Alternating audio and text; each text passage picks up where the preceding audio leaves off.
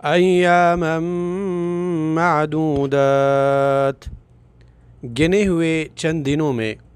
یہ سورہ بقرہ آیت نمبر 184 ہے۔ پچھلے آیت میں اللہ تعالیٰ نے روزے کی فرضیت ذکر کی تھی۔ اب اس آیت میں اللہ تعالیٰ تسلی دے رہے ہیں ایمان والوں کو کہ چند ہی دن آپ لوگوں نے روزے رکھنے ہیں، اور مخصوص وقت کے لیے صبح سے لے کے شام تک آپ نے روزہ رکھنا ہے۔ فَمَن كَانَ مِنكُم مَّرِيضًا أَوْ عَلَى سَفَرٍ فَعِدَّةٌ مِّنْ أَيَّامٍ أُخَرَ، پھر تم میں سے جو بیمار ہو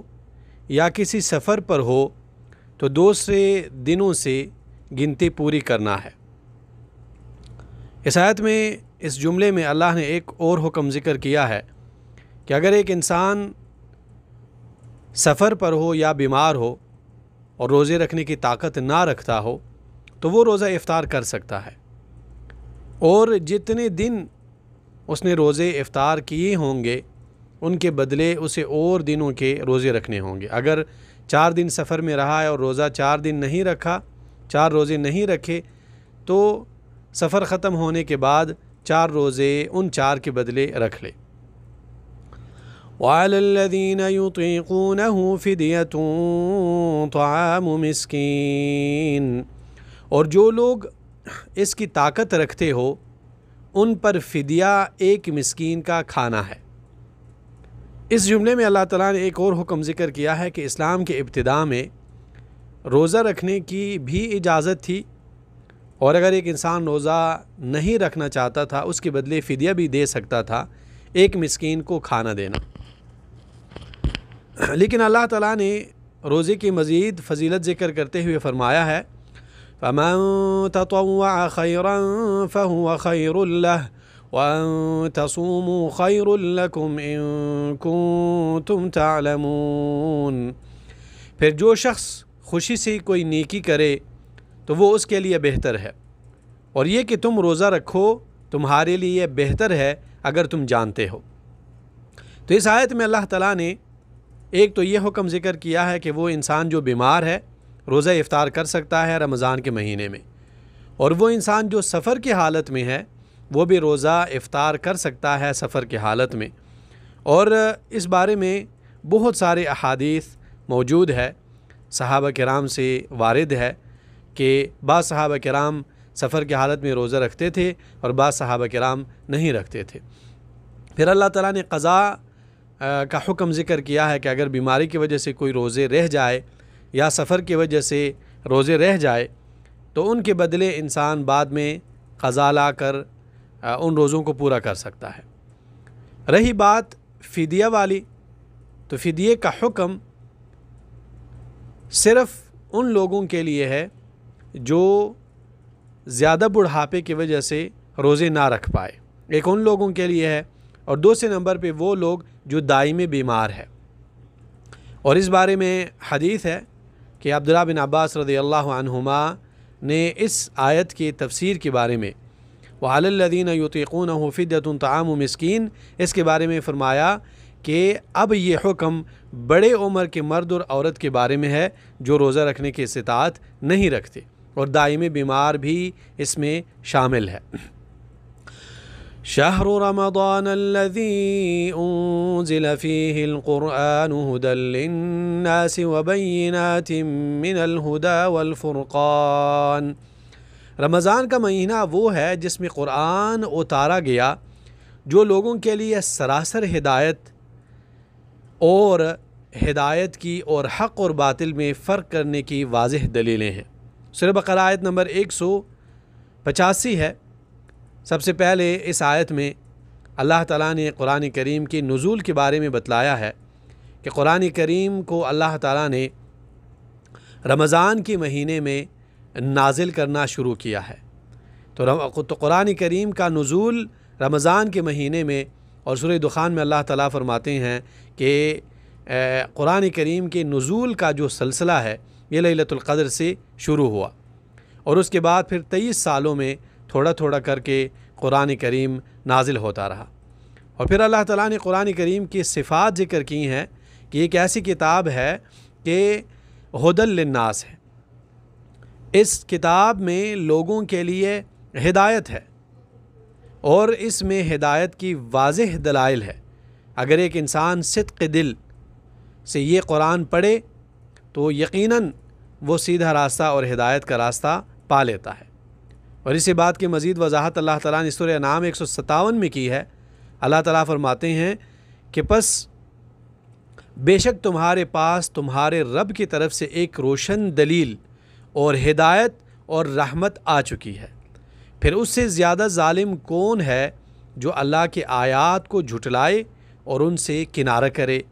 ان قریب ہم ان لوگوں کو جو ہمارے آیات سے کنارہ کرتے ہیں برے عذاب کی جزا دیں گے اس کے بدلے جو وہ کنارہ کرتے ہیں۔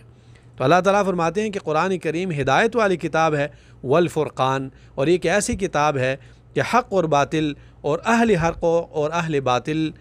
کے بیچ میں تمیز کرنے والے اور فرق کرنے والی کتاب ہے۔ فَمَن شَهِدَ مِنكُمُ الشَّهْرَ فَلْيَصُمْ، پھر اللہ تعالیٰ فرماتے ہیں کہ تم میں سے جو اس مہینے میں حاضر ہو وہ اس کا روزہ رکھے۔ حاضر ہونے کا مقصد مفسرین فرماتے ہیں یہ ہے کہ انسان اپنے گھر میں ہو، بالغ ہو، بیمار نہ ہو، تو ایسی صورت میں لازم ہے کہ مسلمان روزہ رکھے۔ اور روزہ رکھنے کے بارے میں پہلے ہم بتا چکے ہیں کہ ارکان اسلام میں سے ایک رکن روزہ رکھنا ہے، لیکن روزہ انسان کیسے رکھے؟ مسلمان چاند دیکھ کر رکھے اور چاند دیکھ کر افطار کرے، اور اگر مطلع میں کوئی مسئلہ ہو، چاند نظر نہ آئے تو پھر 30 دن پورے کرے۔ اور دلیل اس پر حدیث عبداللہ بن عمر رضی اللہ عنہما فرماتے ہیں کہ رسول اللہ صلی اللہ علیہ وسلم نے فرمایا چاند دیکھے بغیر رمضان کے روزے شروع نہ کرو اور چاند دیکھے بغیر رمضان ختم نہ کرو۔ اگر مطلع ابر آلود ہو، یعنی اگر چاند دیکھنے میں کوئی دقت آئے بادل کی وجہ سے یا کسی اور چیز کی وجہ سے، تو اللہ کے رسول صلی اللہ علیہ وسلم فرماتے ہیں کہ اگر مطلع ابر آلود ہو تو مہینے کی 30 دن پورے کر لو۔ وَمَن كَانَ مَرِيضًا أَوْ عَلَى سَفَرٍ فَعِدَّةٌ مِّنْ أَيَّامٍ أُخَرَ، یہاں پہ اللہ تعالیٰ یہ بات ذکر کر رہے ہیں کہ جو بھی آپ میں سے بیمار ہو یا سفر کی حالت میں ہو، فَعِدَّةٌ مِّنْ أَيَّامٍ أُخَرَ، لازم ہے کہ وہ جتنے دن اس نے افطار کیا ہے اتنے دن وہ بعد میں روزے رکھے۔ اور اس میں بہت سارے احادیث اس بارے میں موجود ہے کہ صحابہ کرام میں سے بعض جو ہے وہ روزے کی حالت میں افطار کرتے تھے اور بعض جو ہے وہ روزہ رکھا کرتے تھے۔ بہت سارے احادیث ہے، لیکن ان میں سے ایک حدیث ابو سعید خدری رضی اللہ عنہ فرماتے ہیں کہ ہم رسول اللہ صلی اللہ علیہ وسلم کے ساتھ ایک غزوے کے لیے نکلے تو ہم میں سے کچھ لوگوں نے روزہ رکھا ہوا تھا اور کچھ نے روزہ نہیں رکھا تھا۔ جنہوں نے روزہ رکھا تھا انہوں نے روزہ نہ رکھنے والوں پر کوئی عیب نہیں لگایا، اور جنہوں نے روزہ نہیں رکھا تھا انہوں نے روزہ رکھنے والوں پر کوئی عیب نہیں لگایا۔ اور یہ مسلم کی حدیث ہے، اور یہ حدیث دلیل ہے کہ اگر ایک انسان بیمار ہے یا سفر کی حالت میں ہے تو شریعت نے اسے اجازت دی ہے کہ وہ روزہ افطار کر لے۔ یہ الگ بات ہے کہ اگر ایک انسان روزہ رکھ سکتا ہے تو رکھنا افضل ہے۔ یرید اللہ بکم اليسر ولا یرید بکم العسر، یہاں پہ اللہ سبحانہ و تعالیٰ دین اسلام کی ایک خوبصورتی ذکر کر رہے ہیں۔ اللہ تعالیٰ فرماتے ہیں کہ اللہ تمہارے ساتھ آسانی کا ارادہ رکھتا ہے اور تمہارے ساتھ تنگی کا ارادہ نہیں رکھتا۔ یہ دین اسلام کی خوبی ہے، اور اس بارے میں بہت سارے احادیث ہے۔ انس بن مالک رضی اللہ عنہ فرماتے ہیں کہ رسول اللہ صلی اللہ علیہ وسلم نے فرمایا آسانی پیدا کرو، مشکل میں نہ ڈالو، اور تسلی اور تشفی دو، متنفر نہ کرو۔ بخاری کتاب الادب میں یہ حدیث موجود ہے۔ اور اس طرح ابو بردہ رضی اللہ عنہ فرماتے ہیں کہ رسول اللہ صلی اللہ علیہ وسلم نے جب معاذ اور ابو موسیٰ اشعری رضی اللہ عنہما کو یمن بھیجا تو فرمایا تم دونوں آسانی پیدا کرنا، مشکل میں نہ ڈالنا، خوشخبری سنانا، نفرت نہ دلانا، باہمی اتفاق سے رہنا اور آپس میں اختلاف نہ کرنا۔ وَلِتُكَبِّرُوا اللَّهَ عَلَى مَا هَدَاكُمْ وَلَعَلَّكُمْ تَشْكُرُونَ، ایک آخری حکم اللہ تعالیٰ اس آیت میں ذکر کر رہے ہیں۔ اللہ تعالیٰ فرماتے ہیں کہ تاکہ تم اللہ کی بڑائی بیان کرو اور اس پر جو اس نے تمہیں ہدایت دی ہے اللہ سبحانہ و تعالیٰ کا شکر ادا کریں۔ اس آیت کا تعلق رمضان کے مہینے کے ساتھ ہے کہ چونکہ اللہ تعالیٰ نے اس عظیم الشان کتاب کو رمضان کے مہینے میں نازل فرمایا اور یہ اللہ تعالیٰ کی بہت بڑی نعمت ہے، تو مسلمانوں کو چاہیے کہ اللہ سبحانہ و تعالیٰ کا شکر ادا کرے، اور شکر ادا کرنے کے لیے اللہ سبحانہ و تعالیٰ نے یہ بات یہاں پہ ارشاد فرمائی ہے کہ عید الفطر کا موسم اور عید الفطر کے ایام جیسے شروع ہو، ان ایام میں آپ کو اللہ سبحانہ و تعالیٰ کی بڑائی بیان کرنی ہے اور شکر ادا کرنا ہے۔